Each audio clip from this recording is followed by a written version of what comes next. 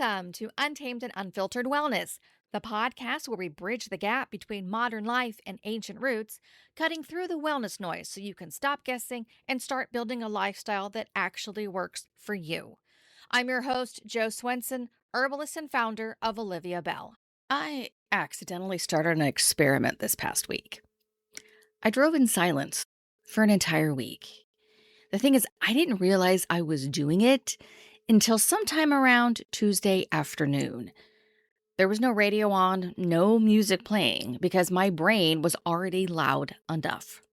I think a lot of us have normalized living in constant stimulation without realizing what it is doing to our nervous system. Most people never experience true quiet anymore. Case in point, the typical American household.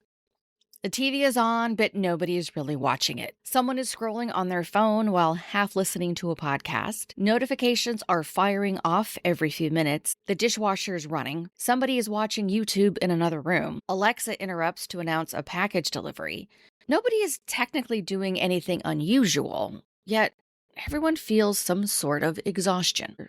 And then, when it's bedtime, the TV is on, we're doom scrolling or maybe listening to ambient sounds so we could fall asleep, while these tiny little lights are shining in every corner of our bedrooms, from TVs, clocks, smoke detectors, smart devices, phone chargers, and computers.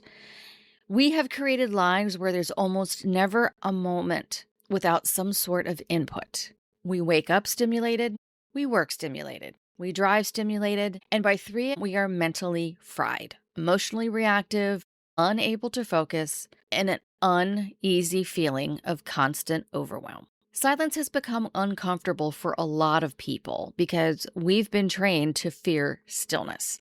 Eventually, though, our nervous system starts waving the white flag because it is overstimulated and overwhelmed. Overstimulation happens when your brain and nervous system are taking in more than it can comfortably process. Take a look at where you are right now, right at this moment. How much noise do you hear? How many lights are on? Or clutter do you see? Are there conversations going on around you? How many screens are you looking at? This is sensory overload. And sensory overload occurs when external input starts feeling physically irritating or emotionally overwhelming. That's why seemingly small things suddenly feel enormous. The television seems too loud. The person next to you chewing becomes unbearable. The grocery store lights feel aggressive. And one more question from another person makes you want to crawl out of your skin. That's not you being dramatic. That is your nervous system struggling to keep up. Cognitive load is the amount of mental effort your brain is using at one time.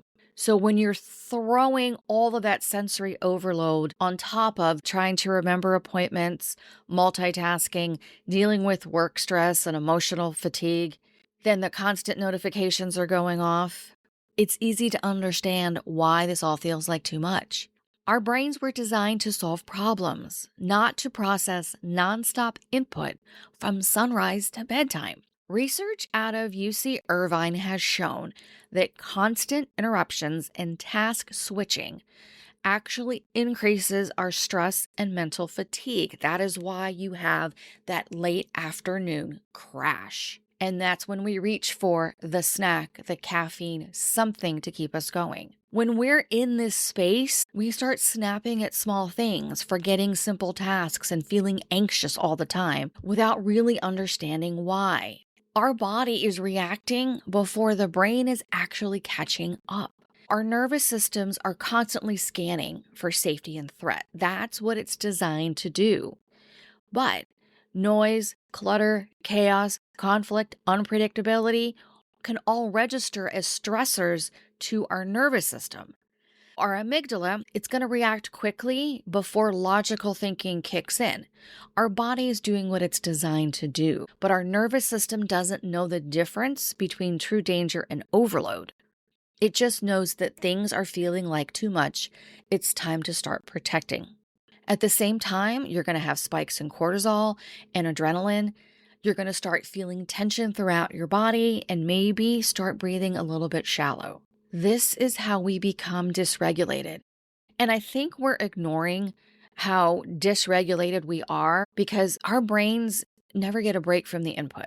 Sometimes we can walk into an environment and immediately feel tense before anybody says a word. That reaction is happening in the body before you consciously think about it. And I'm not talking about mind over matter here. What I'm talking about is that more people are anxious because their nervous systems never get a break. So it's really important that we find a way to downshift the stress, downshift the stimulation. John Kabat-Zinn, he does a ton of work in mindfulness. If you haven't checked him out, go Google him. But he repeatedly shows that awareness and presence can reduce stress reactivity. What that means is we need to start focusing on reducing our input and giving our nervous system some small breaks. And we can do that in a bunch of different ways. Try stepping into this transition easily. Start with some transitional quiet. That is, maybe driving home in silence once or twice a week, or to work once or twice a week. Just let your nervous system downshift. Maybe you start your day with a little bit of quiet. If you're fortunate enough to wake up before anybody else in the house is awake, take that time not to scroll or listen to the news, but just to enjoy the quiet, because that can really change the tone for your entire day. Reduce your background noise. Not everything needs sound. And don't misunderstand, I love a good dance party in the kitchen. But sometimes the TV is on and no one's actually watching it. So turn it off. Maybe the overstimulation trigger for you is visual. And if that's the case, pick one small space to declutter, because physical clutter does create mental friction. So clear one section of the counter, a chair, a corner, something, and see if that helps. And throughout your day, build some tiny recovery moments.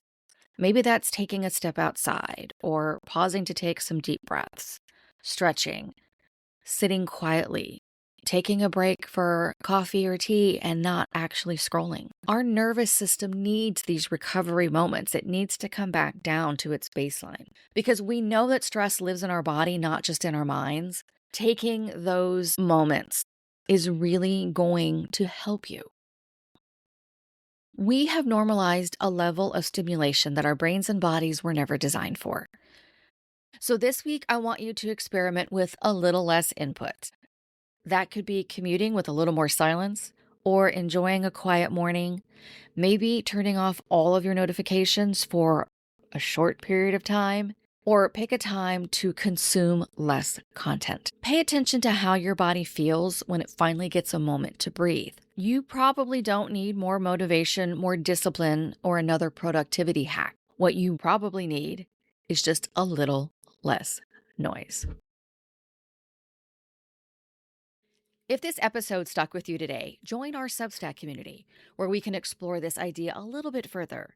You'll also find some reflection questions, herbal remedies, and a community of like-minded people. It's free to subscribe. The link is in the show notes. I hope you make some time today and every day for some peace, some plants, and some pause. Thank you so much for listening to Untamed and Unfiltered Wellness.